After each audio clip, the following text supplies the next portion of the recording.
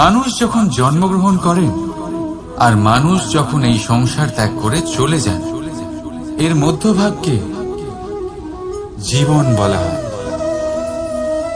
আর এই জীবনে সবাইকে লড়াই করতেই হয়, কখনো শিক্ষার জন্য, কখনো কাজের জন্য, কখনো বা বাস্তবে যুদ্ধ করতে হয়।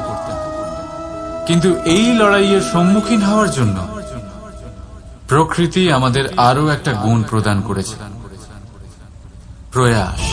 কখনো কোনো ছোট বালককে দেখেছেন? না কিছু বলতে পারে, না কিছু বুঝতে পারে, কিন্তু নিজের হাঁটুতে ভর দিয়ে সারা বাড়ি ঘুরে দেখার প্রয়াস করে। দাঁড়িয়ে ওঠে, পড়ে যায়, আবার দাঁড়িয়ে ওঠে, আর শেষ পর্যন্ত সে ঠিক হাঁটতে শিখে যায়। রাধা রাধা। যখন মা ক্ষীর তৈরি করেন তখন সেটা খেতে আমাদের খুব ভালো লাগে, তাই তো? কিন্তু মা কিভাবে ক্ষীর তৈরি করেন? প্রথমে উনি ভাত আর দুধের আয়োজন করেন, তারপর মিষ্টির আয়োজন করেন, তারপর উনি আগুনের আঁচে ওটাকে রাঁধেন। সহজ, তাই না?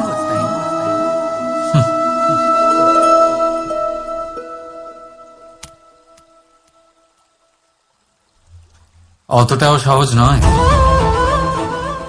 এই জীবনে আনন্দের ক্ষীর আস্বাদন করার এটাই উপায়, কিন্তু এতে সময় অনেকটাই লাগে। শুদ্ধ শুভ্র দুধের মতো ভাবনায় সদা অটুট সম্পর্কের রাধা রাধা।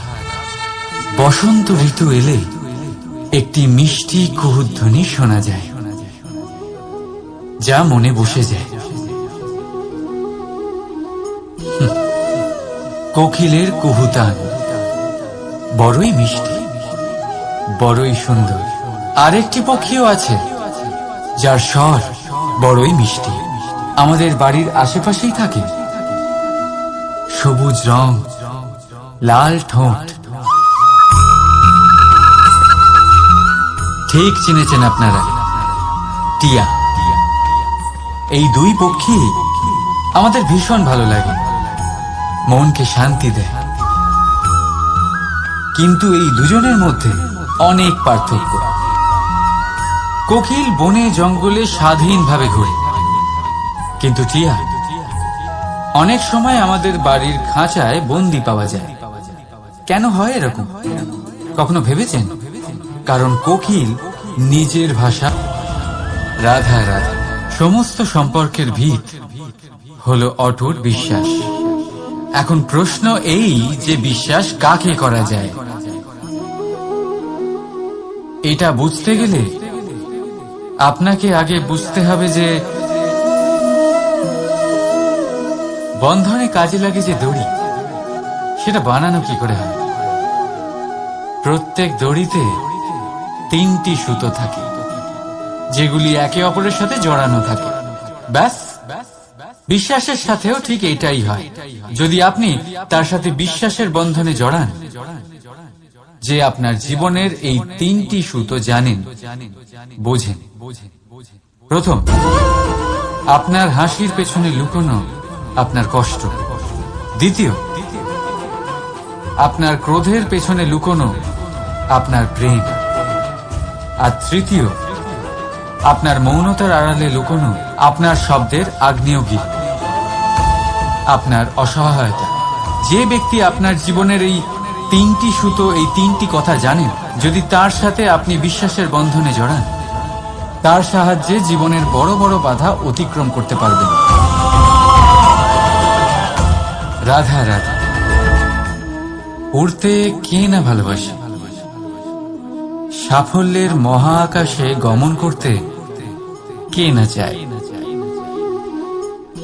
সবাই চায়। সবাই চায় যে এই সংসারে তাদের নাম, তাদের পরিচয় সব থেকে ওপরে থাকবে, যে তাদের নাম ইতিহাসে স্মরণীয় হয়ে থাকবে। কিন্তু সবার নাম ইতিহাসে লেখা হয় না। কিছু মানুষ নাম অর্জন করেও অনামী রয়ে যান। কেন? কারণ তারা এই ধরিত্রীর সাথে সম্পর্ক ভেঙে দেন। ভুলে যান এই কথাটা যে রাধা রাধা। মানুষের স্বভাব হলো ভাবা, ভেবেচিন্তে সিদ্ধান্ত নেওয়া, আর সিদ্ধান্ত নিয়ে এই পৃথিবী বদলানোর ভাবনা নিয়ে এগিয়ে যাওয়া, তাই না? কিন্তু সবাই কি নিজের সিদ্ধান্তের ইতিবাচক পরিণাম পেতে সফল হন? কেন শুধু রাধা রাধা? আমাদের মধ্যে অনেকেই এই ভাবনায় বিলীন থাকি যে আমাদের নিজের জীবনে আপেক্ষিক সুখ আর সুবিধা কখনো প্রাপ্তি হয় না, কারণ ভাগ্যেই নির্ধারিত আছে, কারণ আমরা এমন পরিবেশে জন্ম নিয়েছি। কিন্তু আপনার জন্ম কি আপনার নিয়তি নির্ধারণ করে? কিছুটা হলেও করে। যেমন বৃষ্টির ফোঁটা যখন মেঘ থেকে জন্ম নেয়, তখন তার প্রারম্ভিক কাজ ধরাতলে পড়া, কিন্তু সে ধরাতলে কোথায় পড়ছে সেটা নিশ্চিত করবে রাধা রাধা। যত্র নারীস্ত পূজ্যতে রমন্তে তত্র দেবতা। অর্থাৎ যেখানে নারীকে পুজো করা হয় সেখানে দেবতা বিরাজ করেন। আমরা এসব মানি, কিন্তু পালন কতটা করি? এবার আপনারা বলবেন, আমরা মেয়েদের সবার সামনে সম্মান করি, তার জন্মদিনে অথবা বিবাহ বার্ষিকীতে তাদের উপহার দিই, ইত্যাদি ইত্যাদি, কিন্তু এটা কি যথেষ্ট? এবার ভাবুন, একজন নারী নিজের স্বামীর জন্য, নিজের পিতার জন্য, নিজের পুত্রের জন্য, নিজের ভাইয়ের জন্য কি না করেন, আর আমরা তাকে কি শুধুমাত্র একটা উপহার দিয়ে সন্তুষ্ট করতে পারি? নারীদের স্বর্ণ অলংকারের কোনো প্রয়োজন নেই, দামি বস্ত্রেরও প্রয়োজন নেই, তার চাই আপনার থেকে সম্মান, সকলের সামনেও এবং একান্তেও। তার চাই আপনার সময়, আপনার স্নেহস্পর্শ, আর একটু চেষ্টা যাতে আপনি তাকে বোঝাতে পারেন যে হ্যাঁ, আপনার জীবনে ওনার স্থান আছে, সমান অংশ আছে। তখনই আপনি বলতে পারবেন, যত্র নারীস্ত পূজ্যতে রমন্তে তত্র দেবতা। রাধা রাধা। অনেক সময় আপনি আপনার মাতা পিতা, আপনার হিতৈষী বা আপনার শুভাকাঙ্ক্ষীর মুখে এটা শুনে থাকবেন যে ওর ওপর কুনজর পড়েছে, ওর কুনজর শোধন করো, এইটা করো না, না হলে কুনজর পড়বে, এরম সাজসজ্জা করো না, ওটা পড়ো না, পড়লে কুনজর পড়ে যাবে। আর কেউ কেউ এই কুদৃষ্টি দূরীকরণের উপাচারও করে। লঙ্কা পুড়িয়ে ধোঁয়া দেন, প্রদীপের আগুনে কুদৃষ্টি দূর করে, কালো টিকা লাগান, আরো কত কিছু করেন। ঠিক আছে, কিন্তু আমি কুনজর মানি না। আমি মনে করি যদি মন পবিত্র হয় তাহলে কোনো কুনজর আপনার কোনো রকম ক্ষতি করতে পারবে না। ঝড় এলেও শুধুমাত্র সেই বাড়ি ধুলোয় ধূসরিত হয় যার জানলার আবরণ দুর্বল। ঘূর্ণিঝড়ও কেবল সেই দেওয়ালই ভাঙতে পারে যার ভিত অত্যন্ত দুর্বল। আর আপনার ব্যক্তিত্বের ভিত হলো আপনার চিন্তাধারা, আপনার দর্শন। একই পরিস্থিতি, একই প্রেম ভরে বলুন রাধা রাধা। আপনার জীবনেও কি সমস্যা রয়েছে? অবশ্যই থাকবে। প্রত্যেকের জীবনেই সমস্যা থাকে। প্রত্যেক মানুষ জিজ্ঞাসাও করেন যে এই সমস্যা আসলে কি আর কেন আসে জীবনে। আপনাকে একটা কথা বলে দিই যে সমস্যা আসলে সেটা নয় যা আপনার পথে বাধা সৃষ্টি করে, বরং সমস্যা হলো সেটাই যেটা আপনি তখন দেখতে পান যখন আপনার একাগ্রতা আপনার পথ থেকে, আপনার লক্ষ্য থেকে সরে যেতে থাকে। আর এই সমস্যাগুলি দূর করার জন্য, এর সমাধান করার জন্য একটাই পথ আছে, নিজের সমস্ত ভাবনা আরো একবার একাগ্র করুন নিজের পথের দিকে, নিজের লক্ষ্যের দিকে। আপনার সমস্ত ভাবনা যদি কেন্দ্রীভূত হয় নিজের লক্ষ্যে, তাহলে এই সমস্যা দূরে থাকবে। যদি এরকম না হয়, যদি আপনার মন একটু অন্যদিকে চলে যায়, তাহলে এই সমস্ত সমস্যা আবার সামনে চলে আসে আর বাড়তেও থাকে। দেখুন, যেখানে আপনার লক্ষ্য রয়েছে, বান যদি সেখানেই চালাতে হয়, তাহলে দৃষ্টি তো সেদিকেই রাখতে হবে। তবেই তো আপনি সেই লক্ষ্য ভেদ করতে পারবেন। সেই জন্য মনে রাখবেন, সর্বদা লক্ষ্য রাখবেন নিজের পথে, সেই পথেই সামনে এগোতে থাকুন নিজের লক্ষ্যের দিকে। আপনি যত সামনে এগোতে থাকবেন, এই সমস্যা তত পিছিয়ে যাবে। তাহলে আসুন, আমার সাথে ভালোবেসে বলুন, রাধা রাধা। এই পাখিরা সত্যি খুব সুন্দর, আমার খুব ভালো লাগে। আপনি নিশ্চয়ই শুনে থাকবেন যে কিছু পাখির কাছে ডানা অবশ্যই থাকে, কিন্তু উড়তে পারে না। তারা চায় উঁচু আকাশে উড়ে বেড়াতে এবং মেঘেদের সাথে কথা বলতে, করতেই পারে না। এবার এই সংসারেও পাওয়া যায় ঘুড়িও। এদের মধ্যে না জীবন আছে, না প্রাণ আছে, আর না আছে ডানা, কিন্তু এরা আকাশের সাথে কথা বলে, হাওয়ার বেগের সাথে কথা বলে, আনন্দ করে, উৎফুল্ল হয়ে ওঠে। আকাশে জীবনের কিছু মুহূর্ত কাটায়। তার কারণ কি হতে পারে? কারণ হলো সুতো। এই সুতো যদি সঠিক হাতে থাকে, তাহলে এই কাগজের তৈরি ঘুড়িও আকাশের উচ্চতায় উড়ে বেড়াতে পারে। এবার এই সুতো আসলে কি? এই সুতো হলো আসলে ভালোবাসা। এই সুতো হলো আসলে বিশ্বাসের। আর এটা আপনি দিয়ে থাকেন তাদের হাতে যাদের আপনি বিশ্বাস করেন, যাদের আপনি নিজের সর্বস্ব দিয়ে দেন। ভেবে দেখুন, এই ভালোবাসা আর বিশ্বাসের সুতো আপনি যদি সঠিক মানুষের হাতে দিয়ে দেন, তাহলে আপনি অনেক উচ্চতায় উঠতে পারবেন, আকাশের উচ্চতায় উড়ে বেড়াতে পারবেন, মেঘের সাথে কথা বলতে পারবেন, পাখিদের মতো উড়তে পারবেন, যা ইচ্ছে তাই করতে পারবেন। শুধু এই মানুষ সঠিক হতে হবে, এমন একজন মানুষ যার মনে আপনার জন্য ভালোবাসা রয়েছে, এমন এক মানুষ যার মনে কোনো স্বার্থ নেই, যিনি পরোপকারী, এমন একজন ব্যক্তি যিনি আপনার অস্তিত্বকে বাইরে নিয়ে আসতে পারবেন, তাকে উজ্জ্বল করে তুলবেন। তাহলে ভালোবাসুন, আনন্দ করতে থাকুন, আর এই আনন্দ সহকারে বলুন, রাধা রাধা।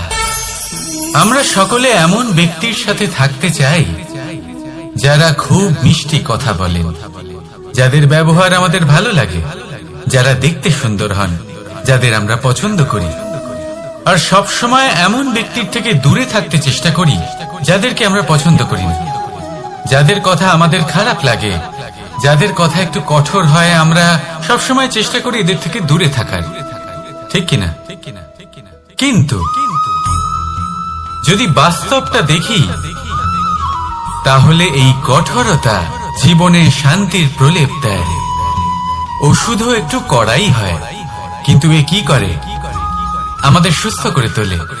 ঠিক সেইভাবেই ভালোবাসার এই অধ্যায় একটু কঠিন, একটু কড়াও মনে হতে পারে, কিন্তু এর ফল সবসময় আপনাদের স্বাস্থ্যের পক্ষে ভালোই হয়। সেই জন্য যদি কেউ আপনার নিন্দে করে, আপনাকে কড়া কথা শোনায়, আপনার ব্যাপারে আলোচনা করে, তার মানে এটা নয় যে সে আপনার শত্রু। হতে পারে তিনি আপনার বন্ধু হন, আপনার জন্য ভালো চান, আপনাকে শুধরে নিতে চান, আপনার মধ্যে কোনো পরিবর্তন দেখতে চান। সেই জন্য কখনো কারোর কথা শুনে বা কাউকে দেখে প্রাথমিকভাবে এই সিদ্ধান্ত নেবেন না যে তিনি আপনার শত্রু হন নাকি আপনার বন্ধু হন। এমনও শত্রু হয়ে থাকেন যে গুড়ের মতো মিষ্টি মিষ্টি কথা বলে আসলে আপনাকে বিষ পান করিয়ে দেবেন। আর এমনও বন্ধু থাকেন যারা আসলে নিমের মতো কড়া কথা বলেন, কিন্তু আপনাকে অমৃত পান করান। এদের মধ্যে পার্থক্য করতে জানতে হবে, কে আসলে শত্রু হন আবার কে আসলে মিত্র হন। এই পার্থক্য যখন আপনি করতে শিখবেন, তখন আপনি এই সংসারের সব থেকে সুখী প্রাণী হয়ে উঠবেন। এই পার্থক্য বোঝা সহজ নয়, কিন্তু অবশ্যই আবশ্যক। রাধা রাধা। অসুখ। এমন কোন মানুষ আছেন এই সংসারে যার অসুখ করে না? প্রত্যেক মানুষ কখনো না কখনো অবশ্যই অসুস্থ হয়েছে, তার এই শরীর রোগের শিকার অবশ্যই হয়েছে। এবারে দেখুন, এই রোগ আসে, আবার এই রোগ চলেও যায়, কিন্তু সেই রোগ আমাদের কষ্ট দিতে কেন সক্ষম হয়? কারণ হলো স্বচ্ছতা। যদি এই স্বচ্ছতা শরীরে না থাকে, তাহলে মানুষকে শারীরিক কষ্ট পেতেই হবে।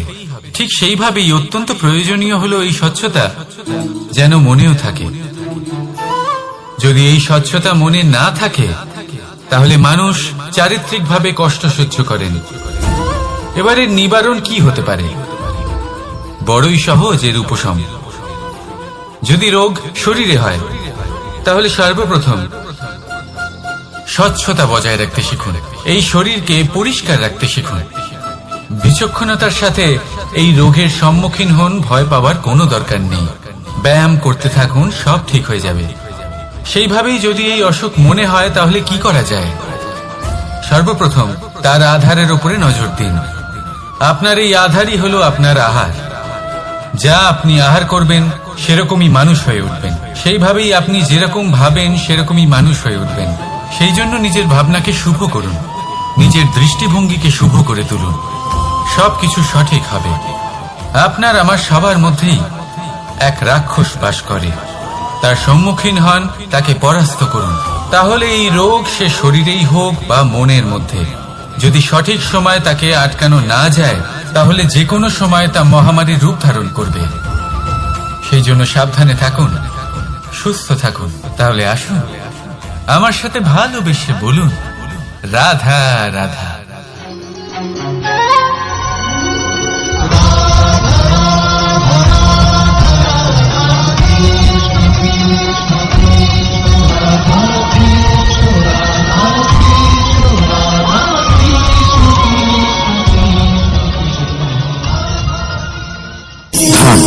সম্পদ, ঐশ্বর্য। মানুষ হয় নিজের সৌভাগ্যের দ্বারা এগুলো লাভ করে থাকেন বা কর্মের দ্বারা। সৌভাগ্য আসলে কি? গ্রহের দশা, যা প্রত্যেক মুহূর্তে বদলাতে থাকে। কর্মের মাধ্যমে যখন আপনি ধন অর্জন করেন, তখন সেই ধন আপনার আগামী প্রজন্ম লাভ করে। সেটা হয় সে ভোগ করে বা তার জন্য তার ভোগান্তি হয়। আর এটা নির্ভর করছে আপনার কর্মের ওপরে। কি কর্ম করেছেন আপনি সেই ধনকে লাভ করার জন্য? যদি আপনি সৎ পথে চলেন, নিষ্ঠা ভরে আপনি কর্ম করে থাকেন এবং তার ফলে আপনি ধন অর্জন করে থাকেন, তাহলে আপনার আগামী প্রজন্ম সেটা ভোগ করবে, সেটা প্রয়োগ করবে নিজের বিকাশের জন্য। কিন্তু যদি আপনি কুকর্ম করে থাকেন, কোন রকম ছলনা করে থাকেন এই ধন লাভ করার জন্য, তাহলে 100% আপনার আগামী প্রজন্মকে এর জন্য ভুগতেই হবে। তাহলে আপনি কি চাইবেন? যে আপনার আগামী প্রজন্ম সুখ ভোগ করবে, নাকি আপনার কুকর্মের পরিণাম ভোগ করবে? নির্বাচন আপনারই। আসুন আমার সাথে ভালোবেসে বলুন, রাধা রাধা। কর্ণ, সূর্যপুত্র কর্ণ, স্বয়ং সূর্যের পুত্র, দেবী কুন্তীর প্রথম পুত্র। সেই কর্ণ যার একটি বাণ আমার রথকে, সেই রথ যার উপর মহাবলী অর্জুন বিরাজমান ছিলেন, যার পতাকায় স্বয়ং হনুমান ছিলেন, সেই রথকে তার একটি বাণ ধসিয়ে দিতে পেরেছিল। দৈব কবচ কুণ্ডলধারী কর্ণ, সেই কর্ণ যুদ্ধক্ষেত্রে নিজের সমাপ্তির সম্মুখীন হলেন। কারণ কি ছিল? নির্বাচন। দুর্যোধনের সাথে বন্ধুত্ব রাখার জন্য তার অনুচিত কর্মে কোনোদিন কোনো প্রতিবাদ করেননি, তাকে সঙ্গ দিয়েছেন এই নির্বাচন। যখন দ্রৌপদীর বস্ত্রহরণ হচ্ছিল, তখন তাকে বাধা দেওয়ার বদলে নীরব থাকার নির্বাচন, তার বিরোধিতা কখনো না করার নির্বাচন। এই নির্বাচনই কারণ হয়ে দাঁড়ালো কর্ণের পতনে। এই সংসারে সবার উপকার আপনি স্বীকার করতে পারেন, তাকে সম্মানও করতে পারেন, কিন্তু তার সামনে এতটাও নত হবেন না যে নিজের অন্তর্মনের কথাটা আপনি শুনতে না পান। নির্বাচন যদি ধর্মসঙ্গত হয়, তবেই তা শুভ হয়।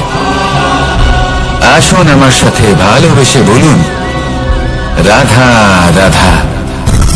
ঈশ্বর একটা মহান নাম।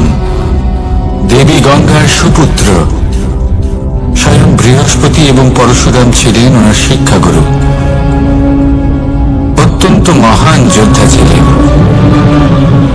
কিন্তু এই মহান যোদ্ধা তিনি ইতিহাসে আজ পর্যন্ত সেই সম্মান পেলেন না যার উনি যোগ্য ছিলেন। কারণ নির্বাচন। রাজ সিংহাসনের সেবা করার প্রতিজ্ঞা নিয়েছিলেন উনি।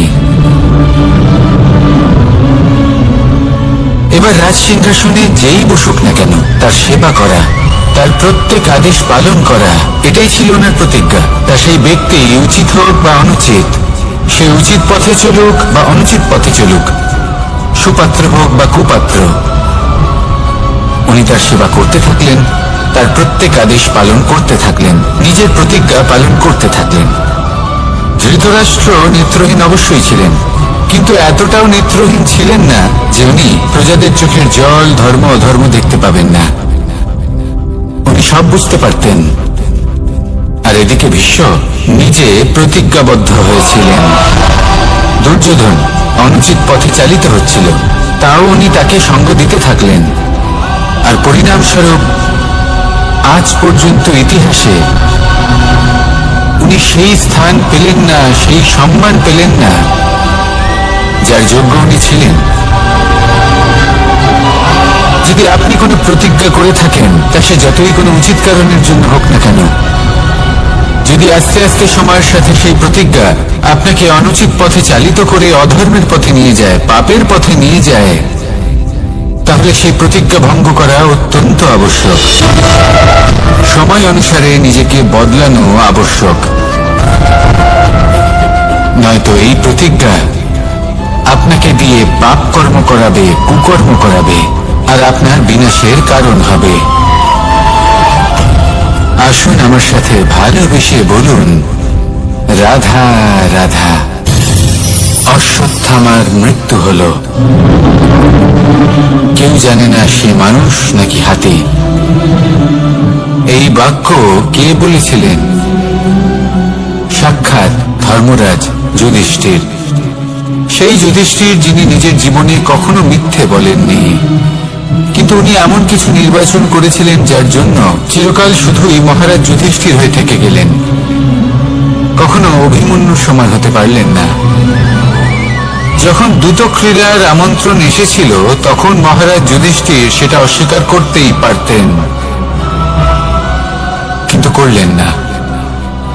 অহংকারের জন্য সেই আমন্ত্রণ গ্রহণ করলেন উনি, এবং অহংকারের জন্য করা এই নির্বাচন উনাকে সাধারণ করে রেখে দিল। নিজের গুরু দ্রোণাচার্যকে পরাজিত করার জন্য একটি মিথ্যে কথা বলেছিলেন। অশ্বত্থামা মারা পড়েছে, আর তারপর গ্লানিমাখা কণ্ঠে ধীরস্বরে বলেছিলেন, জানি না সে মানুষ না হাতি। কিন্তু অর্ধসত্য হোক বা সত্য লুকোনো হোক, তা হল মিথ্যের সমান, এবং প্রত্যেকটি কর্মের ফল মানুষ অবশ্যই ভোগ করে। এই নির্বাচনের কারণে যুধিষ্ঠিরকেও নরকবাস করতে হয়েছিল। তাই নিজের কর্ম শ্রেষ্ঠ করে তুলুন, কারণ এটাই সুনিশ্চিত করবে যে আপনি এই সংসার থেকে বিদায় নেওয়ার পরেও জীবিত থাকবেন নাকি নয়। আসুন আমার সাথে ভালোবেসে বলুন, রাধা রাধা। মহাভারতে অনেক যোদ্ধারা অংশগ্রহণ করেছিলেন। সবাই ছিলেন শ্রেষ্ঠ কুলের। কেউ কেউ ছিলেন বড় বড় রাজ্যের রাজা, কেউ কেউ ছিলেন দেবতার পুত্র। এনারা সবাই অংশ নিয়েছিলেন। এনারা সবাই শ্রেষ্ঠ কুলের, প্রত্যেকে ভালো পরিবেশ পেয়েছেন। কিন্তু সেখানে অন্যদিকে ছিল বারবারিক, অসুরপুত্র বারবারিক। এবং এই অসুরপুত্র বারবারিকই এই সময় দাঁড়িয়ে ভগবান রূপে স্থাপিত হয়ে আছেন। পুজো করা হয় তাকে। কারণটা কি? নির্বাচন। বারবারিক একটি দ্বন্দ্বের মধ্যে ছিলেন। ঠিক যেমন প্রত্যেক যোদ্ধার জীবনে দ্বন্দ্ব এসে থাকে, তখন সে কি নির্বাচন করবে সেটা হলো অত্যন্ত গুরুত্বপূর্ণ। বারবারিকের কাছে এত শক্তি ছিল যে একটি মাত্র বাণ প্রয়োগ করে সবাইকে নাশ করতে পারত।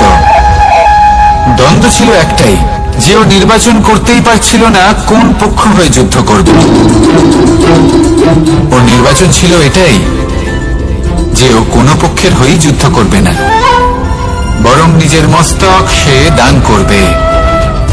আর এই কর্মের কারণে, এই নির্বাচনের কারণে আজকের সময়ে দাঁড়িয়ে ওকে ঘাটুশ্যাম রূপে পুজো করা হয়।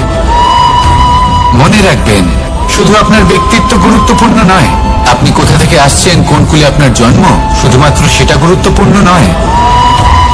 সব থেকে বেশি গুরুত্বপূর্ণ হলো আপনার কর্ম, আপনার নির্বাচন। আসুন আমার সাথে ভালোবেসে বলুন, রাধা রাধা। যখন আমরা মৌন থাকি তখন আমরা কতটা শক্তি ব্যয় করি, বিন্দুমাত্র নয়। সেখানেই যখন আমরা রুষ্ট হই তখন আমরা কতটা শক্তি ব্যয় করি। আমাদের রক্ত গরম হয়ে ওঠে, চোখ থেকে যেন অগ্নি বর্ষা হয়, আমরা চিৎকার করতে থাকি, জোরে কথা বলি, কখনো কখনো আমরা অনুচিত কর্ম করে বসি। সবকিছুই ক্রোধের বশে করি। এবার এই ক্রোধকে মৌনতায় পরিণত করতে হবে। এই কাজটা চোখে দেখা যায় না, এই কাজ সরল নয়, এই কাজ হলো অত্যন্ত কঠিন এবং এই কাজই শ্রেষ্ঠ। সেই ব্যক্তি শক্তিশালী নন যিনি কথায় কথায় ক্রুদ্ধ হয়ে যান, কথায় কথায় যিনি আক্রমণ করেন। আজ্ঞে না, সব থেকে বেশি শক্তিশালী ব্যক্তি হলেন তিনি যিনি নিজের ক্রোধকে মৌনতায় পরিবর্তন করতে পারেন, যিনি শান্ত মনে পরিস্থিতিকে বোঝেন, তার আকলন করেন আর তারপর বিবেকের দ্বারা সিদ্ধান্ত নেন। তিনি হলেন সব থেকে শক্তিশালী ব্যক্তি। তাহলে সেই ব্যক্তি হয়ে উঠুন আর আমার সাথে ভালোবেসে বলুন, রাধা রাধা। জীবনে যখন আমরা কোনো পরিস্থিতির সম্মুখীন হই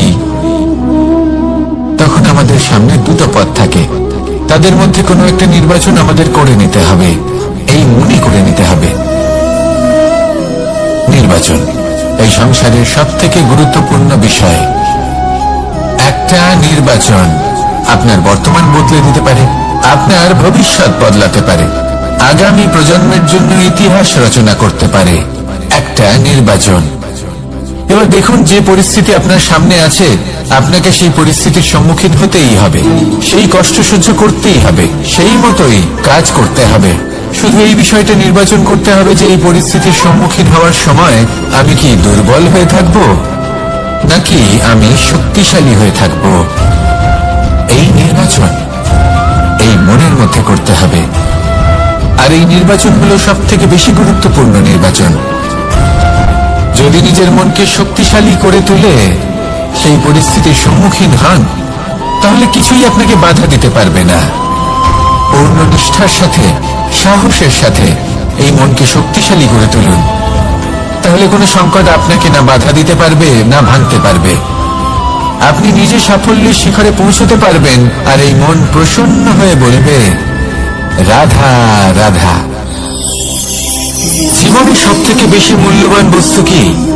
ধন, স্বর্ণ, মাণিক্য, আভূষণ?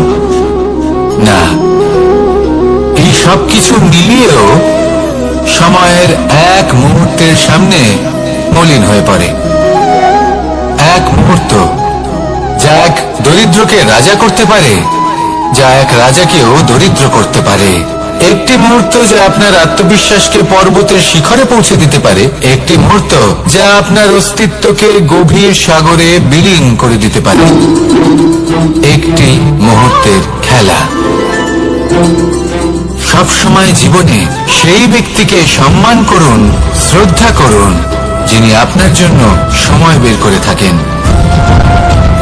সবসময় সেই ব্যক্তির প্রতি নিষ্ঠাবান থাকুন, যেই ব্যক্তি খারাপ সময় আপনার পাশে দাঁড়িয়ে থাকে। এই সময় সব থেকে বেশি মূল্যবান। আসুন আমার সাথে ভালোবেসে বলুন, রাধা রাধা। প্রজাপতি দেখেছেন? কি সুন্দর হয়, তাই না? এই প্রজাপতি, ওদের দিকে তাকালে নিজের অজান্তেই নিজের মুখে হাসি ফুটে ওঠে। কিন্তু এই প্রজাপতি জন্ম থেকেই এমন দেখতে হয় না। জন্ম থেকে এদের কাছে ডানা থাকে না, এরা উড়তেও পারে না। যখন একটি প্রজাপতি জন্ম নেয় তখন প্রথমে ডিম অবস্থায় থাকে সে। আস্তে আস্তে সেই কবচ সে ভেঙে ফেলে, খুব পরিশ্রম করতে হয় তাকে। তারপর কীটের আকার ধারণ করে সে চলতে থাকে, অনেক কষ্ট সহ্য করতে হয়, অনেক পরিশ্রম করতে হয়। তারপর তার রূপ বদলে যায়, তারপরে তার ডানা গজায়, তারপরে সে উঠতে পারে। এই নিরন্তর পরিশ্রমই সাফল্যের মূল মন্ত্র হয়। কখনো কখনো প্রতিভাও কম পড়ে যায় যদি নিরন্তর পরিশ্রম না করা হয়, যদি সমর্পণের ভাব মনে না থাকে, দৃঢ় নিষ্ঠা না থাকে। আর কখনো কখনো সেই ব্যক্তি যার মধ্যে বিশেষ প্রতিভা থাকে না, সেই ব্যক্তি নিরন্তর পরিশ্রম করে, নিজের মনে সমর্পণের বোধ জাগিয়ে তোলে, দৃঢ় নিষ্ঠার সাথে কর্ম করে আর সাফল্য লাভ করে। সেই জন্য আপনি জীবনে যেখানেই পৌঁছে যান না কেন, নিরন্তর পরিশ্রম করতে থাকুন। তবেই আপনার ভবিষ্যৎ রঙিন প্রজাপতির মতন গগনচুম্বী হবে। তবেই এই সংসার আপনাকে দেখবে এবং নিজের অজান্তেই এই সংসার নিজের মুখে হাসি ফুটিয়ে তুলবে এবং এই সংসার আমার সাথে ভালোবেসে বলবে, রাধা রাধা। পুরাণে আমরা দেখেছি যে মাতা পিতা কতটা মহান হতে পারেন, কিভাবে শ্রী গণেশ নিজের মাতা পিতাকে পরিক্রমণ করলেন এবং পরম পূজনীয় হয়ে উঠলেন। কিভাবে ভক্ত শ্রবণ নিজের অন্ধ মাতা পিতাকে তীর্থযাত্রায় নিয়ে যাবেন বলে নিজের কাঁধে ওনাদের বসালেন এবং বয়ে নিয়ে গেলেন। এরকম অনেক অমূল্য শিক্ষা আমরা লাভ করে থাকি পুরাণ থেকে। কিন্তু এসব কথা হলো পুরাণের কথা। কথা বলা যাক আমাদের জীবন নিয়ে। আমাদের এই জীবনে আমাদের মাতা পিতা কেন আমাদের কাছে এতটা অমূল্য? কেন আমরা ওনাদের এতটা ভালোবাসি? কেন আমরা ওনাদের এত সম্মান করি? আর কেনই বা ওনাদের এতটা সম্মান করা উচিত? মমতার কারণে। মায়ের মনের এক ধরনের মমতা, পিতারও এক ধরনের মমতা। এই দুইয়ের মমতা ভিন্ন, কিন্তু এনাদের দুজনের মমতার কেন্দ্রবিন্দু হলো এনাদের সন্তান। মাতা মমতার কারণে সকালে তাড়াতাড়ি উঠে পড়েন, খাবার তৈরি করেন, এটা ভাবেন যে আমার সন্তান যেন অভুক্ত না থাকে। অন্যদিকে পিতা ইচ্ছে না থাকা সত্ত্বেও নিজের মমতাবোধের কারণে নিজের সন্তানের প্রতি কঠোর হন, তাকে জ্ঞান প্রদান করেন, শিক্ষা প্রদান করেন, কারণ উনি চান যে ওনার সন্তান যেন পরবর্তীতে উন্নতি করে, কখনো অভুক্ত না থাকে। এটাই হলো মমতা মাতা পিতার। আর এই মমতা সংসারের অন্য কোথাও আপনি পাবেন না। তাই সবসময় নিজের মাতা পিতাকে সম্মান করুন, ওনাদের ভালোবাসুন, যতটা ইচ্ছে ভালোবাসুন। আর এই ভালোবাসার সাথেই বলুন, রাধা রাধা। সম্পর্ক হলো আমাদের জীবনের একটি আধার। কিছু সম্পর্ক এমন যা আমরা জন্মসূত্রে লাভ করি, যেমন পরিবার, মা বাবা। কিছু সম্পর্ক আছে যে আমরা জীবনে অর্জন করে থাকি, তা সে প্রেমের হোক, স্নেহের হোক বা বন্ধুত্বের। এই সকল সম্পর্ক লাভ করার বা গড়ে তোলার 5টি ধাপ রয়েছে। প্রথম ধাপ, কোনো ব্যক্তির সাথে আলাপ হওয়া, তার সাথে কথা বলা বা তাকে দেখা। দ্বিতীয় ধাপ, সে ব্যক্তিকে আমাদের ভালো লাগা। তৃতীয় ধাপ, আমাদের এটা চাইতে শুরু করা যে জীবনে এই ব্যক্তি যেন আমাদের বন্ধু হন, আমাদের জীবনে থাকেন, বা আমাদের কাউকে ভালোবেসে ফেলা। আর এটা আমাদের ভাবা বা চাওয়া যে সেই ব্যক্তি যেন আজীবন আমার সাথে থাকেন, আমার জীবনে আমার সাথী হয়ে। চতুর্থ ধাপ, লাভ করা। এবার এই ধাপটি অনেক মানুষের পক্ষে খুবই সরল হয়, বড়ই সরল ভাবে নিজেদের সঙ্গীকে লাভ করে থাকেন। কিছু মানুষের জন্য এই ধাপ অত্যন্ত কঠিন হয়ে থাকে। অনেক প্রতিকূল পরিস্থিতির উপর জয়লাভ করে তারা সঙ্গীকে লাভ করেন, কিন্তু লাভ অবশ্যই করেন। এরপরে আসে পঞ্চম, অন্তিম এবং সব থেকে গুরুত্বপূর্ণ ধাপ। সেটা হলো সেই সম্পর্ক পালন করা। এটা হলো এমন এক বিষয় যা প্রত্যেক মানুষের শেখা উচিত। যদি ব্যক্তি নিজের জীবনে সম্পর্ক রক্ষা করতে শিখে যান, তবে প্রত্যেক সম্পর্ক তার জীবনকে স্বর্গ করে তুলবে।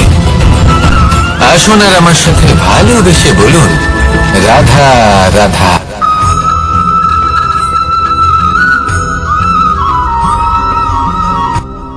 রাত্রে আমরা সুখ নিদ্রা লাভ করি, আমরা স্বপ্ন দেখি, ভবিষ্যতের পরিকল্পনা করি, খুব ভালো লাগে। সকালে যখন চোখ খুলি নিদ্রা ভঙ্গ হয়, স্বপ্ন সেইখানেই ভেঙে যায়, আর তারপর আমরা আমাদের রোজকার জীবন যাপন করি। স্বপ্ন হয়তো মানুষ রাতের বেলায় দেখেন, কিন্তু সেটাকে সার্থক দিনের বেলাতেই করতে হয়। রাতে মধুর বাতাসের নিচে কোমল শয্যায় শুয়ে মাতার গলায় মিষ্টি গান শুনতে শুনতে নিদ্রায় আচ্ছন্ন হওয়া, স্বপ্ন দেখা, ভবিষ্যতের পরিকল্পনা করা বড়ই সরল। কিন্তু সকালবেলায় সময় মতো উঠে সূর্যের তাপ সহ্য করে, সেই উষ্ণতা সহ্য করে সর্বাঙ্গ ঘেমে গিয়ে নিজের পথ খুঁজে বের করা, সেই পথে অগ্রসর হওয়া, বাধা বিপত্তি এসবের সম্মুখীন হওয়া, আর তারপর লক্ষ্য লাভ করা, এগুলো কঠিন কাজ। এ হলো অত্যন্ত কঠিন কাজ। যদি আপনি চান যে স্বপ্ন আপনি দেখেছেন তা সত্যি হোক, তাহলে দিনের বেলায় আপনাকে বেরিয়ে কর্ম করতেই হবে, পরিশ্রম করতেই হবে। মনের এই চক্ষু দিয়ে স্বপ্ন দেখা সম্ভব, কিন্তু যদি আপনি বুঝতে পারেন যে এই স্বপ্নই হলো আপনার লক্ষ্য, তাহলে তাকে সার্থক করতে শুধুমাত্র পরিশ্রম দ্বারাই করতে হবে। তাহলে পরিশ্রম করুন আর আমার সাথে ভালোবেসে বলুন, রাধা রাধা। মানুষের জীবনে তিনটি গুণ অত্যন্ত প্রয়োজনীয়: শ্রদ্ধা, বিনম্রতা, যোগ্যতা। যদি জ্ঞান লাভ করতে চান তাহলে শ্রদ্ধার প্রয়োজন, যদি মান লাভ করতে চান তাহলে স্বভাবে বিনম্র হওয়া প্রয়োজন, আর যদি মনোবাঞ্ছিত স্থান লাভ করতে চান তাহলে যোগ্যতার প্রয়োজন। বিষয়টা সহজ। শ্রদ্ধা আপনাকে জ্ঞান দেবে, নম্রতা আপনাকে মান, আর যোগ্যতা উচিত স্থান দেবে। কিন্তু যদি আপনি এই তিনটি গুণ সম্মিলিত করেন, তাহলে এমন কিছু লাভ করবেন যা এই সব কিছুর থেকে অনেক ঊর্ধ্বে। সম্মান। আর এ হলো সেই সম্মান যা প্রত্যেক মানুষের নিজের জীবনে লাভ করতে চেষ্টা করা উচিত, কারণ এই হলো সেই সম্মান যার কারণে আপনি চলে যাওয়ার পরেও এই সংসার আপনাকে ভালোবাসবে আর মনে রাখবে। আসুন আমার সাথে ভালোবেসে বলুন, রাধা রাধা। আকাঙ্ক্ষা কখন লোভে পরিণত হয়ে যায় তা কেউ বলতে পারে না। এবার তার পরিণাম কি হতে পারে তাও আমরা কেউ জানি না। আজ আমি আপনাকে বলছি, কোনো ব্যক্তি সব থেকে বেশি ক্ষতির সম্মুখীন তখনই হয় যখন সে এটা মনে করে যে সে সব থেকে বেশি সুরক্ষিত স্থানে রয়েছে। সে ভাবে যে সে সেখানে সুরক্ষিত রয়েছে। সে তখন অসাবধান হয়ে পড়ে, আর তখনই তাকে জীবনের সব থেকে বড় ক্ষতির সম্মুখীন হতে হয়। নিঃস্ব হয়ে যাওয়ার পরিস্থিতি কোনো মানুষের জীবনে তখনই আসে যখন তার কাছে প্রচুর সম্পত্তি থাকে এবং সে তার থেকে অনেক বেশি সম্পত্তি অর্জন করতে চায়। সেই অনেক বেশি সম্পত্তি অর্জন করার চেষ্টায় সে এমন কিছু করে বসে যার ফলে তাকে সমস্ত সম্পত্তি হারাতে হতে পারে। একজন রচনাকার নিজেই নিজের প্রতিভা একদম শেষ করে দিতে পারে যখন সে অনেকগুলো কাজ নিজের কাঁধে নিয়ে নেয়। একটা গুরুত্বপূর্ণ কথা সবসময় মনে রাখবেন, আজ আপনি যেখানেই থাকুন না কেন, যেমনই যে কোনো স্থানেই থাকুন না কেন, এর পেছনে আপনার আকাঙ্ক্ষার একটা বিশাল ভূমিকা রয়েছে। কিন্তু মনে রাখবেন, আপনাকে শিখতে হবে যে কখন আর কিভাবে নিজের উচ্চাকাঙ্ক্ষাগুলিকে লাগাম পরাতে হবে, কারণ এটা অত্যন্ত আবশ্যক। তাই আসুন আর আমার সাথে ভালোবেসে বলুন, রাধা রাধা। অনেক সময় আমরা জীবনে অনেক মানুষকে এমন বলতে শুনে থাকি যে আমি অসফল হয়েছি কারণ আমার সময় ভালো যাচ্ছিল না। আমি এই জিনিসটা লাভ করতে চাইছিলাম কিন্তু করতে পারলাম না কারণ আমার সময়টা ভালো যাচ্ছিল না। আমি আমার জীবনে ওই মহান কাজটা করতে চাইছিলাম, কিন্তু করতে পারলাম না। কেন? কারণ আমার সময়টা ভালো যাচ্ছিল না। কিন্তু যে মুহূর্তে ভালো সময় আমার জীবনে আসবে, আমি সব কিছু প্রাপ্ত করব। এমন প্রায় প্রত্যেকেই বলেন। আসুন একটা কথা বোঝা যাক। একজন মালিকে দেখুন, সে প্রত্যেক দিন গাছের সেবা করে, তাকে জল দেয়, তার যত্ন আত্তি করে। কেন? প্রত্যেক দিন সেই গাছ ফল দেয় না। সঠিক সময় এলে তবেই সেই গাছ ফল দেয়, কিন্তু প্রত্যেক দিন মালি তার সেবা করে, তাকে যত্ন করে। শুধুমাত্র তখন করে না যখন সেই গাছ ফল দিতে সক্ষম। আর যদি মালি গাছের যত্ন প্রতিদিন না করে, তাহলে হয়তো সেই গাছ ফল দিতেই পারবে না। এটাই হলো আমাদের জন্য একটা শিক্ষা। যখন সময় আমাদের জন্য অপেক্ষা করে না, তখন আপনি সময়ের জন্য কেন অপেক্ষা করছেন? ভালো সময়ের জন্য অপেক্ষা করবেন না। ভালো এবং শুভ কর্ম দ্বারা ভালো সময়কে নিজের কাছে টেনে আনুন। নিরন্তর কর্ম করুন, পরিশ্রম করতে থাকুন। শুভ সময় আপনা থেকেই আপনার কাছে আসবে। আসুন আমার সাথে ভালোবেসে বলুন, রাধা রাধা। মানুষের এই সংসারে জীবনযাপন করার জন্য কিছু জিনিসের প্রয়োজন পড়ে। এমন কিছু আবেগ, এমন কিছু বস্তু আছে যেগুলো তার প্রয়োজন হয়। কিন্তু সব থেকে বেশি যে জিনিসটা তার প্রয়োজন হয়, সেটা হলো সম্মানের। আমাদের ভালো লাগে যখন কেউ আমাদের সম্মান করে। আমরা কাউকে সম্মান করলে তারও সেটা ভালো লাগে। কিন্তু আপনি দেখবেন যে সংসারে বেশিরভাগ মানুষ দুটি মাপদণ্ডের ভিত্তিতে সম্মান করেন। হয় বয়স দেখে করেন বা উপার্জন দেখে, অর্থাৎ সেই ব্যক্তি কতটা উপার্জন করেন। এবার ভেবে দেখুন, এটা আবশ্যক নয় কারোর বয়স যদি বেশি হয় তার বুদ্ধিও ততটাই বেশি হবে। আবশ্যক এটাও নয় যে কোনো ব্যক্তি যদি অত্যন্ত ধনী হন বা তার মনও নির্মল হবে বা তিনি সৎকর্ম করবেন বা এমন কোনো কর্ম করবেন যাতে উনি সম্মান লাভ করতে পারেন। হতে পারে উনি ধনী কিন্তু দুশ্চরিত্র। সেই জন্য বয়স বা উপার্জন দেখে কোনো ব্যক্তিকে সম্মান করবেন না। কর্ম দেখুন। যদি গভীরভাবে ভেবে দেখেন, তাহলে দেখবেন যদি কোনো মানুষ কোনো সৎকর্ম করেন, তাহলে তার প্রতি হৃদয় থেকে সম্মান জাগ্রত হয়। এটাই হলো সেই সম্মান যা অর্জন করতে হবে। বয়স আজ আছে, কাল আরো বৃদ্ধি পাবে। উপার্জন আজ আছে, কাল সেটা কমে যেতেও পারে।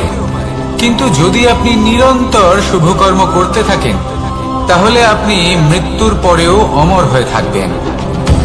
আসুন আমার সাথে ভালোবেসে বলুন, রাধা রাধা।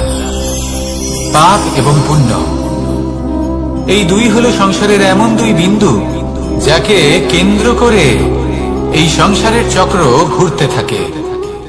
আমরা যদি কোনো কর্ম বিচার করি, হয় পুণ্য নয় পাপের দৃষ্টিভঙ্গি দিয়ে, এটা হয় পুণ্য না হলে পাপ। কিন্তু এই পাপ এবং পুণ্য এই দুই নির্ভর করে প্রত্যেক মানুষের উপর, তার চিন্তাধারা, তার পরিস্থিতির উপর। ধরুন এমন একজন মানুষ যিনি অনেক দিন ধরে বনে পথ হারিয়েছেন, অনেক দিন হয়তো উনি কোনো খাবার খাননি। এবার এমন পরিস্থিতি চলে এসছে যে এবার যদি উনি খাবার না খান, তাহলে হয়তো জীবিতই থাকবেন না। আর এমন অবস্থায় ওনার সামনে যদি কোনো প্রাণী আসে, তাহলে তাকে শিকার করা, এটা কিন্তু তার কাছে পাপ নয়। এটা তো জীবিত থাকার একমাত্র উপায়। এটা তার কাছে পুণ্য সম। আর যদি আমি এমন একজন ব্যক্তির কথা বলি যিনি সরল, যিনি একটি সুখী, শান্ত, সুরক্ষিত জীবনযাপন করছেন, তার কাছে কিন্তু এটা পাপ। এইরকমই এই সংসারে ভিন্ন ভিন্ন পরিভাষা আছে পাপ এবং পুণ্যের। তার মধ্যে যদি আমি আপনাকে একটি সরল পরিভাষা দিই, সেটা হলো জীবনে যখনই কোনো কর্ম করবেন সেটা নিয়ে একটু ভেবে দেখুন যে এই যে কাজটা আমি করছি, তার ফলে এই যে অন্য মানুষেরা আছেন এই সংসারে, তারা কি দুঃখ পাবেন? যদি তারা দুঃখ পান তাহলে সেটা পাপ। যদি আপনি এমন কোনো কর্ম করেন যার ফলে অন্যরা প্রসন্নতা লাভ করেন, তাদের মুখে হাসি ফুটে ওঠে, যদি তারা প্রেরিত হন, জীবনে সামনে এগোতে পারেন, তাদের বিকাশ হয়, তাহলে এটা হলো পুণ্য। তাই জীবনে সবসময় পুণ্য করতে থাকুন আর আমার সাথে ভালোবেসে বলুন, রাধা রাধা। বনস্পতি ফলনের জন্য আমাদের কিসের প্রয়োজন পড়ে? একটু ধরিত্রীর, একটু পরিশ্রমের, আর একটা বীজের।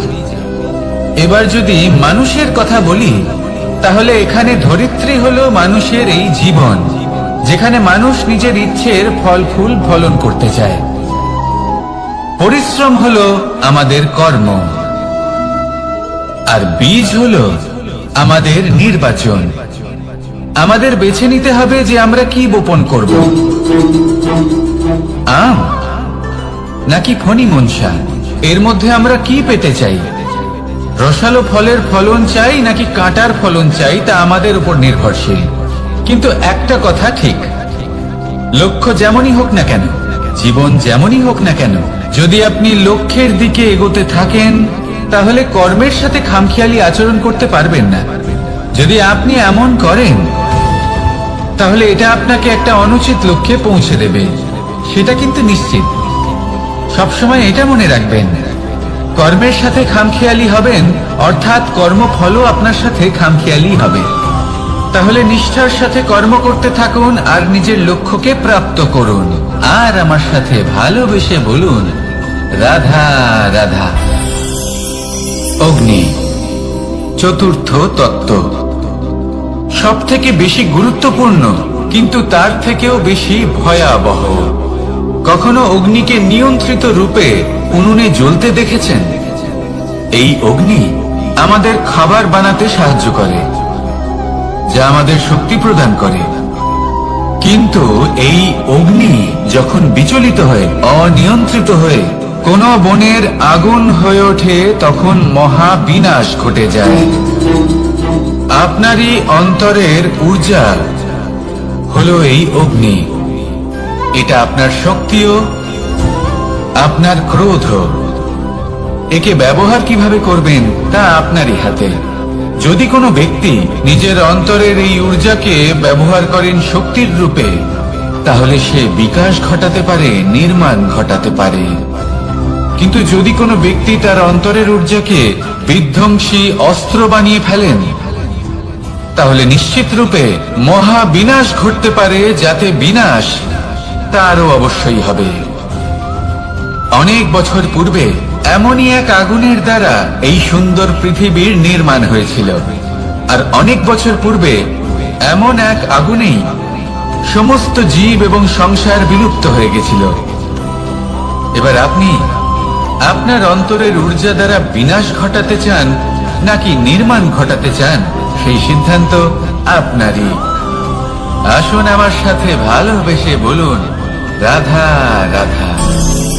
কখনো কখনো এমন হয়, আমরা আমাদের বাড়ির উঠোনে বীজ বপন করি, আর তা বিকশিত হয় একটা সুন্দর বৃক্ষে।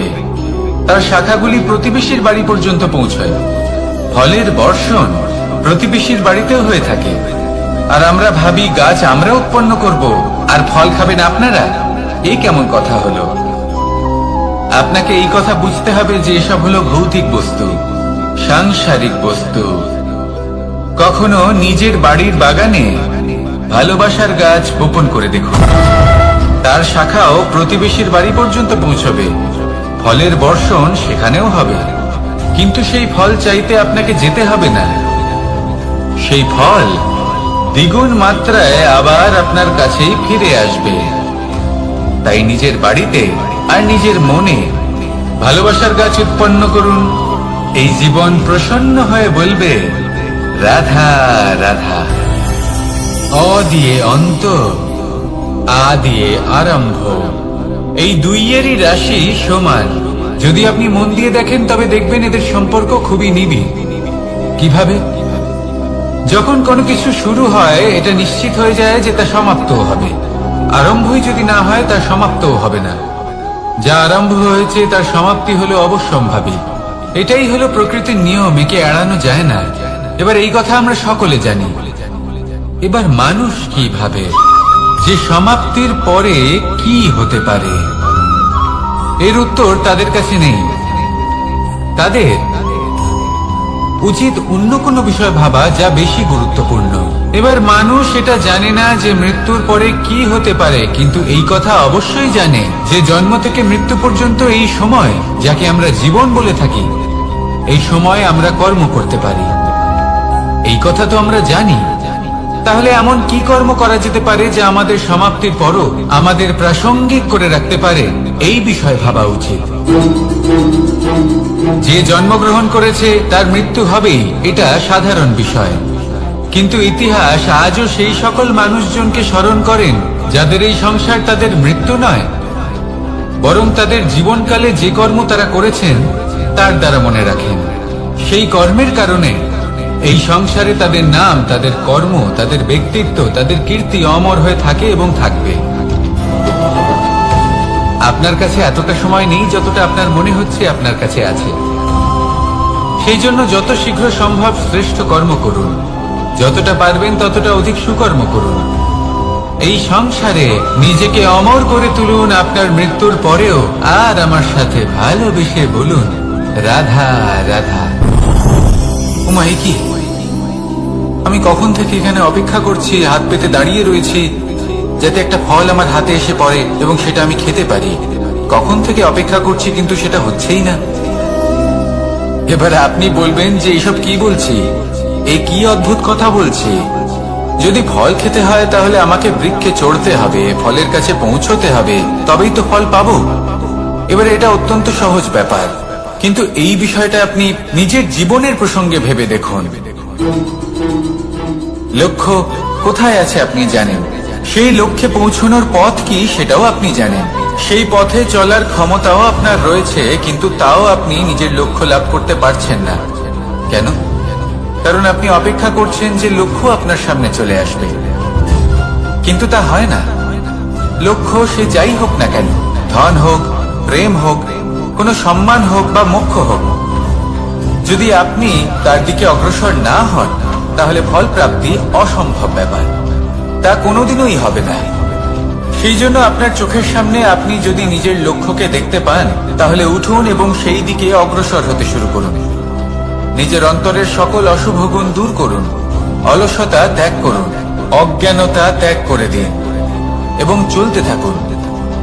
অবশ্যই মনোবাঞ্ছিত ফল লাভ করতে পারবেন। মনে রাখবেন, চলতে থাকলে তবেই লক্ষ্য প্রাপ্তি হবে। অপেক্ষার দ্বারা শুধুমাত্র মৃত্যু লাভ হবে। আসুন আমার সাথে ভালোবেসে বলুন, রাধা রাধা। পাখি কখন জন্ম নেয়, কখন উড়তে শেখে, কখন বাসা বানাতে শেখে, কখন নিজের মৃত্যু লাভ করে, এসব আমাদের মধ্যে কেউ জানি না। কিন্তু পাখি একটা কথা খুব ভালো করে জানে, যে এই সংসারে যা কিছুই করুক না কেন, এই সংসারে ওকে নিয়ে কিচ্ছু যায় আসে না। এবার আমরা কি করি? কোনো কাজ করার আগে আমরা এটা ভাবি যে এই সংসার যদি আমাকে দেখে ফেলে তাহলে কে জানে এই সংসার কি ভাববে, আমার প্রতিচ্ছবি কেমন তৈরি হবে কে জানে, কে জানে কি হবে আদি ইত্যাদি। এই সব ভাবনায় আমরা মগ্ন হয়ে যাই। কিছুটা এমন ভাবে মগ্ন হই যে বর্তমানের কর্মের এই জীবনের যাত্রাপথে সেই সময়ের আনন্দ উপভোগ করতে ভুলে যাই। এবার দেখুন একটা পাখি কি করে, ওর কর্ম হলো গান গেয়ে চলা। ওই পাখি গেয়ে চলে, কেউ ওর গান শুনুক বা না শুনুক, কেউ আদৌ শুনছে কিনা সেই বিষয়টা নিয়ে সেই পাখির কিছুই যায় আসে না। সেই পাখি নিজের কর্ম করতে থাকে। হয়তো সেই জন্যই আপনি কখনো কোনো পাখিকে কাঁদতে দেখবেন না। এরকমই আপনাকে নিজেকে গড়ে তুলতে হবে। প্রথমে নিজেকে জিজ্ঞেস করুন, এই যে কর্ম আমি করতে চলেছি সেটা কি উচিত? যদি আপনার মনে হয় সেটা উচিত তাহলে সেটা প্রমাণ করুন। এটা ভাববেন না যে এই সংসার কি ভাববে। আসুন আর আমার সাথে ভালোবেসে বলুন, বনের মধ্যে যদি আপনি কোনো বিষাক্ত সাপ দেখেন তাহলে কি করবেন? আপনি তখনই তার থেকে দূরে পালাতে চেষ্টা করবেন। আর এটা কেন করবেন? নিজের রক্ষার্থে। এই কথা আমি নয় মেনে নিলাম, কিন্তু নিজের জীবনে এটা করেন না কেন? আপনি যেখানেই যান, যে স্থানেই যান না কেন, প্রত্যেক সময়ে প্রত্যেক মুহূর্তে এমন বিষাক্ত সাপ আপনি অবশ্যই খুঁজে পাবেন। আর সেই সাপ নয় যাদের আপনি বনে খুঁজে পাবেন, এরা হলো সেই সাপ যা আপনাকে পাপ করতে বাধ্য করবে। আপনার অন্তরের বাসনা, ক্রোধ, অহংকার, লোভ, ঈর্ষা এদের বৃদ্ধি ঘটাবে। দেখুন, বনের এই সাপ আপনাকে একবার ছেড়ে দিতেও পারে, ছোবল নাও মারতে পারে, কিন্তু এই যে পাপরূপী সাপ আছে তা অবশ্যই ছোবল মারবে।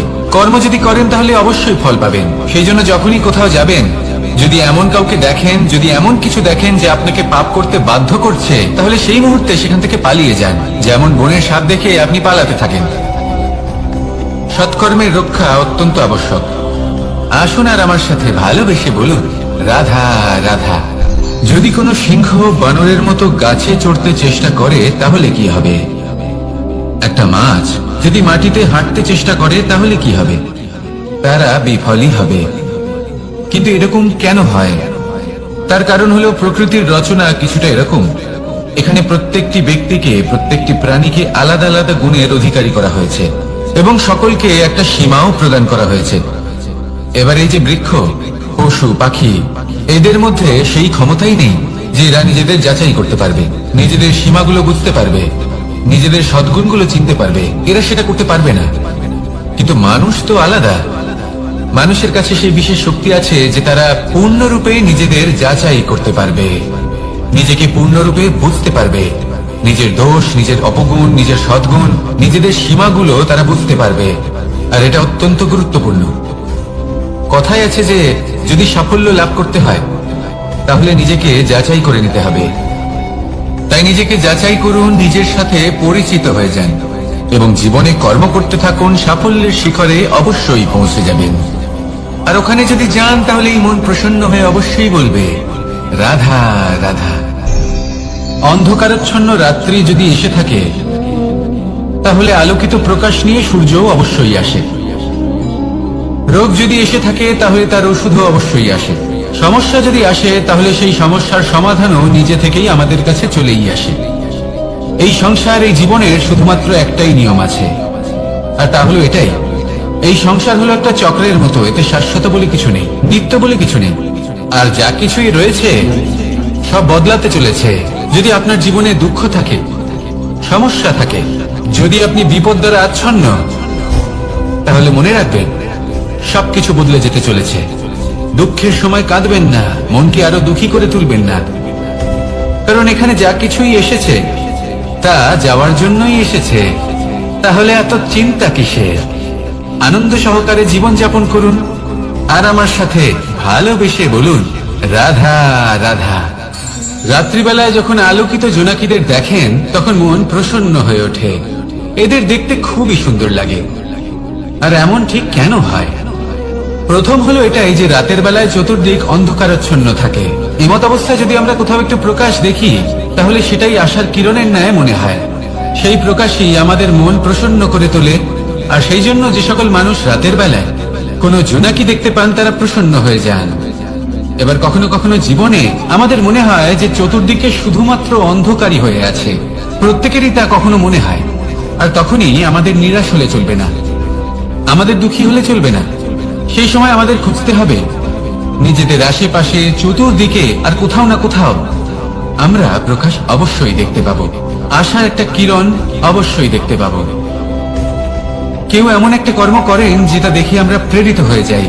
আর এমন কোন কর্ম যদি আপনারা করেন তাহলে সেই কর্ম আপনার মনকে প্রসন্ন ভাব, আনন্দ এবং ভালোবাসা দ্বারা ভরিয়ে তুলবে। আপনার অন্তরে সেই অন্ধকারের অন্ত করবে, দুঃখেরও অন্ত করবে। আর এই মন প্রসন্ন ভাব নিয়ে বলবে, রাধা রাধা।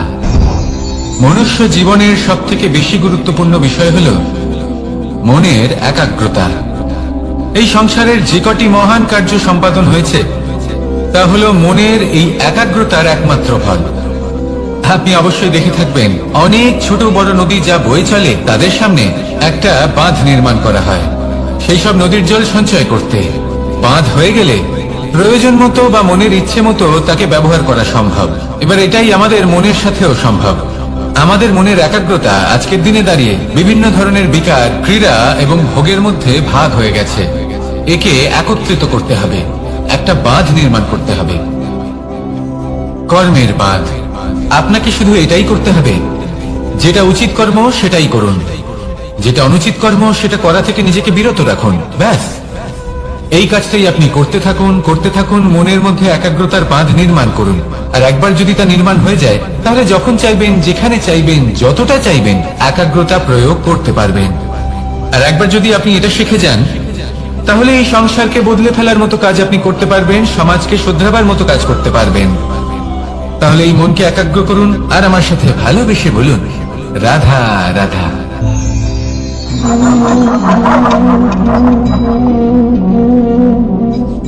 কোন ব্যক্তিকে নিশ্চয়ই দেখেছেন যিনি নিজে কাঠ কাটার এই কাজে নিপুণ এবং অভিজ্ঞ। এবার আপনারা দেখবেন যে তার মনোযোগ সমস্ত কাঠের ওপর থাকে না, তার মনোযোগ থাকে শুধুমাত্র একটা কাঠের ছোট্ট একটি অংশের উপর, যেখান থেকে তার টুকরো করা হচ্ছে। কিন্তু সেটা উনি কেন করেন? যদি এটা উনি না করেন, তাহলে সেই কাঠ সঠিক পদ্ধতি এবং তাড়াতাড়ি কাটা যাবে না। জীবনেও তাই হয়ে থাকে।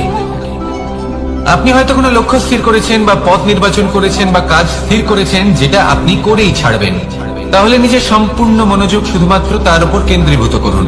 যদি আপনার মন এদিক ওদিক তাকাতে থাকে, অস্থির হয়ে পড়ে, বিচলিত হয়ে পড়ে, যদি তা হয়ে থাকে, তাহলে আপনি অবশ্যই অসফল হবেন। তাই কর্মঠ থাকুন, নিরন্তর কর্ম করতে থাকুন এবং পূর্ণ মনোযোগ দিয়ে নিজের কাজ করুন। নিজের পথে অগ্রসর হন বা নিজের লক্ষ্য প্রাপ্ত করতে চেষ্টা করুন। তারপর দেখুন কি হয়, কিভাবে উচিত পথে এবং তীব্র গতিতে আপনার লক্ষ্য আপনার কাছেই পৌঁছে যায়। আর আপনার এই মন প্রসন্ন হয়ে বলে, রাধা রাধা। কখনো কোনো নদীকে দেখেছেন? একই আকার, একই স্থান, শুধু প্রবাহিত হতে থাকে। এর মধ্যে কখনো কোনো অপদ্রব্য ফেলে দেখুন, দেখবেন সেটা বেশিক্ষণ সেখানে থাকে না। সেটা নদীর সাথে বইতে থাকে আর বয়ে যেতে যেতে সাগরে সমাহিত হয়ে যায়, আর শেষ পর্যন্ত সাগর সেটাকে তটে ফেলে দেয়। কিছুটা এমন হওয়া উচিত আমাদের বিচারধারাও। এক স্থানে তা স্থগিত হওয়া উচিত নয়, এটা সবসময় প্রবাহমান হওয়া উচিত। তবেই আমাদের চেতনা, আমাদের মূল্যবোধ এবং আমাদের স্মৃতি, এই তিনটি শ্রেষ্ঠ থাকবে। আর এটাই হলো পুকুর এবং নদীর মধ্যে পার্থক্য। নদীতে জল সবসময় বয়ে চলে, সেই জন্য পবিত্র থাকে, শুদ্ধ থাকে এবং পরিষ্কার থাকে। আর সেখানে এই পুকুরের তলদেশে সব জমা হতে থাকে, আর সেই জন্য তা অপবিত্র হয়ে যায়। তাই সবসময় এই বিচারধারা প্রবাহমান রাখুন। যদি মনে কোনো ভাবনা চলে আসে, সেখানেই থেকে যায় এবং বিদ্যে থাকে, তাহলে তা বের করে দিন, তাকেও বয়ে যেতে দিন, এবং তার যা উত্তর হবে তা সময়ের সাথে আপনার সামনেই চলে আসবে। শুধুই নদীর মতো প্রবাহমান হন আর আমার সাথে ভালোবেসে বলুন, রাধা রাধা। এই সংসারে সাফল্য লাভ করার জন্য জ্ঞানের প্রয়োজন হয়, পরিশ্রমের প্রয়োজন হয়, দৃঢ় নিষ্ঠার প্রয়োজন হয়, নিরন্তর চেষ্টা করা প্রয়োজনীয়। কিন্তু আরো কিছু আছে যা অত্যন্ত প্রয়োজনীয় এবং গুরুত্বপূর্ণ। তা হলো ভালো বন্ধু। তাদের থাকা অত্যন্ত প্রয়োজনীয়। যদি ভালো বন্ধু থাকে, তাহলে সময় এলে তারা ঢাল হয়ে আপনাকে সুরক্ষা করবেন। সময় এলে অস্ত্রের মতো শত্রুকে সংহারও করবেন। যদি তিনি জ্ঞানী হন, তাদের মধ্যে সদ্গুণ থাকে, তাহলে এই সব গুণ আপনার মধ্যেও প্রবেশ করবে। তাহলে সাফল্যের জন্য ভালো বন্ধু পাওয়া অত্যন্ত প্রয়োজনীয়। কিন্তু শুধু বন্ধু কেন, ভালো শত্রুও থাকা প্রয়োজনীয়। এবার আপনি ভাবেন, আমি কি বললাম? যদি আপনার জীবনেও ভালো অর্থাৎ শক্তিশালী শত্রু থাকে, তাহলে আপনিও শক্তিশালী হতে থাকবেন। এই শত্রু আপনাকে প্রেরিত করবে আরো বেশি শক্তিশালী হয়ে ওঠার। কখনো কোনো হরিণকে দেখুন, তীব্র গতিতে দৌড়তে থাকে। কেন তীব্র গতিতে দৌড়ে? এই কারণে নয় যে কোথাও তার জন্য মধুর ঘাস অপেক্ষা করে রয়েছে, না। সে এই কারণে তীব্র গতিতে দৌড়য় কারণ সেটা না করলে তার পেছনে একটি সিংহ আছে যে ওকে নিজের ভোজন করে ফেলবে। তাই জীবনে বিপদ, সংকট, এই সবকিছুও হলো অত্যন্ত গুরুত্বপূর্ণ। তার সম্মুখীন হতে শিখুন আর আমার সাথে ভালোবেসে বলুন, রাধা রাধা। আমরা সবাই ফল খাই, কিন্তু আমাদের সেই ফলই প্রিয় হয় যে পরিপক্ক হয়ে ওঠে, যেটা নম্র হয়, আর যে ফল অনেক বেশি মিষ্টি আর সুস্বাদু হয়ে থাকে, যাদের রঙে বাহার দেখা যায়। সেইভাবে জীবনে আমরা নানান মানুষের সাথে পরিচিত হই, কিন্তু সেই মানুষই আমাদের মন ছুঁয়ে যায় যারা বিনম্র স্বভাবের, যাদের বাণী খুব মধুর, যাদের অন্তরে আত্মবিশ্বাসের একটা তেজ, একটা রং দেখা যায়। এবার এমন ব্যক্তি আমরা কি করে হব? ঠিক সেইভাবেই যেমন একটা ফল রোদ, বর্ষা, শীত, বায়ু, এই সকল সংকটময় পরিস্থিতির সম্মুখীন হয়ে পরিপক্ক হয়ে ওঠে, সেইভাবেই মানুষ সংকটময় পরিস্থিতির সম্মুখীন হয়ে পরিপক্ক হয়ে ওঠেন। যদি এই সংকটের সম্মুখীন হন, তাহলে অভিজ্ঞ হবেন, আর এই অভিজ্ঞতাই শিক্ষা দিয়ে যাবে। এই অভিজ্ঞতা আমাদের শিখিয়ে দেয় যে আমাদের বিনম্র থাকতে হবে, অহংকার করে কোনো লাভ নেই। মধুর বাণীর যে কি মূল্য তা আমরা শিখতে পারি। এই অভিজ্ঞতাই আমাদের বুঝিয়ে দেয় যে উচিত অনুচিত কোনটা আমাদের দৃষ্টিভঙ্গি তৈরি করে, আর এই দৃষ্টিভঙ্গি দ্বারা আত্মবিশ্বাস জাগ্রত হয়। সেই জন্য জীবনে কখনো বিপদ থেকে দূরে পালাবেন না, সেগুলোর সম্মুখীন হন, অভিজ্ঞতা লাভ করুন, তার থেকে শিক্ষা লাভ করুন, এইভাবেই পরিপক্ক হবেন। আসুন আমার সাথে ভালোবেসে বলুন, রাধা রাধা। ধন সঞ্চয় করা সম্ভব, আর সেই জন্য ধন সব থেকে বেশি মূল্যবান সম্পত্তি নয়। এবার আপনি বলবেন, আমি কি বলছি? এই ধন খুব মূল্যবান, আমরা সকলে অর্জন করতে ব্যস্ত। সেটা এই কারণে, কারণ আপনারা জানেন না এই সংসারের সব থেকে বেশি মূল্যবান সম্পত্তি কি। এ হলো সেই সম্পত্তি যা কখনো সঞ্চয় করা সম্ভব নয়। আপনার কাছে যতই ধন থাকুক তা দিয়ে আপনি স্বাস্থ্য লাভ করতে পারেন, বাড়ি কিনতে পারেন, আদি ইত্যাদি, কিন্তু আপনি যতই ধনী হন না কেন, ফেলে আসা দিনের একটা মুহূর্ত আপনি লাভ করতে পারবেন না। এই একটা মুহূর্ত, এই সময়, এটাই হলো সংসারের সব থেকে মূল্যবান সম্পত্তি। একবার চলে গেলে তা কখনোই ফিরে আসে না। আর এই মুহূর্ত যতই চলে যাক না কেন, আমরা স্মৃতির মাধ্যমে সেগুলি যাপন করতে পারি, তার আনন্দ উপভোগ করতে পারি, আর যার সাথে আমরা সময় অতিবাহিত করেছি তার স্মৃতিতে আমরা চিরকাল জীবিত থাকতে পারি। সেই জন্য সময় সব থেকে মূল্যবান সম্পত্তি, তাকে এইভাবে নষ্ট করবেন না। প্রত্যেকটা মুহূর্ত উপভোগ করুন, আনন্দ করুন, আর ভালোবেসে বলুন, রাধা রাধা। কনক, কি সুন্দর একটা শব্দ। এর অনেকগুলো রূপ রয়েছে, অনেকগুলো অর্থও রয়েছে। প্রথম অর্থ হলো স্বর্ণ, অর্থাৎ সম্পত্তি। দ্বিতীয় অর্থ ধুতুরা, অর্থাৎ গাছের ছোট একটা বীজ, যা কিনা অত্যন্ত শক্তিশালী হয়। যদি বেশি মাত্রায় এর প্রয়োগ করা হয় তাহলে এটা বিষময় হয়ে উঠতে পারে। এই হলো সেই ধুতুরা যার প্রয়োগ মহাদেবের পুজোতে করা হয়। এবার প্রশ্ন হলো এটাই যে এই স্বর্ণ এবং এই ধুতুরার মধ্যে মিল কি রয়েছে। মিল হলো এটাই যে এই দুটোই মানুষকে মত্ত করে তোলে। ধুতুরা মানুষকে তখন মত্ত করে যখন তাকে সেবন করা হয়, কিন্তু স্বর্ণ, ধন, সম্পত্তি, মানুষ সেটা যতটাই অর্জন করে নেয় সেটাই যথেষ্ট। এই স্বর্ণ মানুষের ভাবনা চিন্তা করার ক্ষমতাকে বশ করে ফেলে। মানুষ সম্পত্তির লোভে মত্ত হয়ে ওঠে, কারণ যে যত চমৎকারী, যতটা অমূল্য হয় তাকে সামলানো কিন্তু ততটাই কঠিন, তাই না? তাই মনে রাখবেন, ধন, স্বর্ণ, সম্পত্তি এগুলো ধুতুরার থেকেও অনেক বেশি বিষাক্ত হতে পারে। তাই এর উপর আত্মসংযমের একটা কবচ পরিয়ে রাখবেন এবং বিবেকের শক্তির সাথে এগুলো প্রয়োগ করুন, তবেই কল্যাণ হবে। আসুন আমার সাথে ভালোবেসে বলুন, রাধা রাধা। আমার কাছে যশোদা মা যেমন, আমার কাছে দেবকী মা যেমন, আমার কাছে ঠিক তেমনই হলেন গোমাতা। এবার ভেবে দেখার বিষয় হলো এটা যে এই সংসারে অসংখ্য প্রাণী আছে, একজন গাইকে একজন মায়ের মর্যাদা কেন দেওয়া হয়? তাহলে এর অনেকগুলো কারণ আছে। এই গাই অর্থাৎ গোমাতা, এনারা হলেন অত্যন্ত শান্ত, শান্তি প্রিয়, কখনো কারোর কোনো ক্ষতি করতেই পারেন না। গোমাতা যে দুধ নিজের বাছুরকে পান করান সেই দুধই আমাদেরও দেন। সেই দুধ পান করে আমরা শক্তি লাভ করি। এই দুধ থেকে আমরা মাখন, ঘি, পায়েস, এইসব সুস্বাদু খাবার লাভ করি। গোমাতার গোবর আমাদের জ্বালানি হিসেবে সাহায্য করে, যার ফলে খুব কম সংখ্যক কাঠ ব্যবহার করা যায় এবং বেশিরভাগ জঙ্গল সুরক্ষিত থাকে। গোমাতার গোমূত্র, সেটাও আমাদের কাছে লাভজনক।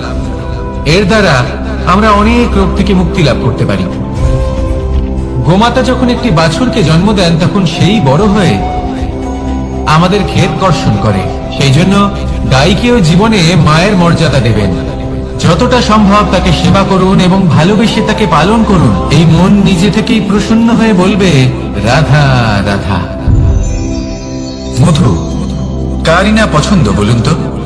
অত্যন্ত সুস্বাদু হয় এই মধু, মিষ্টি খেতে হয় এবং তার শক্তিও প্রদান করে। এবং প্রত্যেকটি মিষ্টি পদার্থের মতোই এতেও খুব তাড়াতাড়ি পিঁপড়ে ধরে যায়।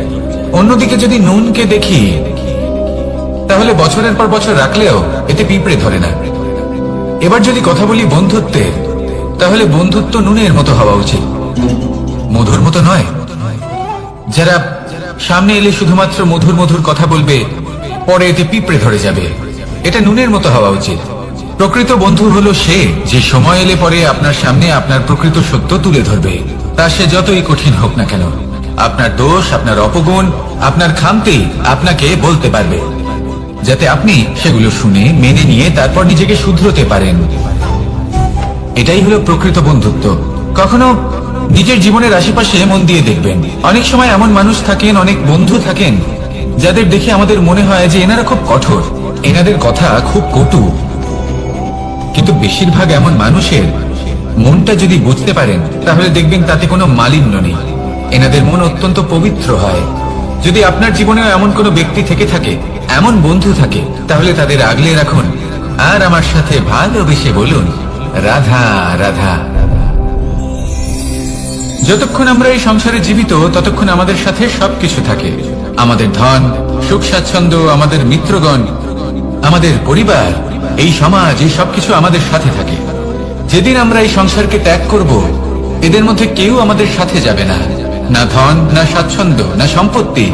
এই সকল মানুষ, এই সমাজ, এরা শুধুমাত্রই শ্মশান পর্যন্ত আমাদের সাথে থাকতে পারবেন। তারপরে যদি আমাদের সাথে কিছু যেতে পারে, তাহলে তা শুধুই আমাদের ধর্ম। আর এই সংসারে আমরা নিজেদের যে সুনাম রেখে যাই, সেটা সম্ভব শুধুমাত্র কর্মের দ্বারা। সেই জন্য সংসারে যতদিন পর্যন্ত জীবিত আছেন, যদি কিছু অর্জন করতে চান, তাহলে ধর্ম অর্জন করুন, ধর্মের বিষয়ে স্পষ্টতা অর্জন করুন এবং কর্ম অর্জন করুন। এটাই হবে আপনার অতীত এবং এটাই হবে আপনার ভবিষ্যৎ, এবং এটাই সকলকে প্রেরণা প্রদান করবে। আসুন আমার সাথে ভালোবেসে বলুন, রাধা রাধা। এই পরিবার হলো আমাদের জীবনের একটা অমূল্য সম্পদ, অমূল্য এক আশ্রয়, যা এই সংসারে হয়তো কোথাও আপনি পাবেন না। তাই একে আগলে রাখুন। পরিবার সেই গাছ, আসুন আমার সাথে ভালোবেসে বলুন, কার সেই গাছ। আসুন আমার সাথে ভালোবেসে বলুন, রাধা রাধা।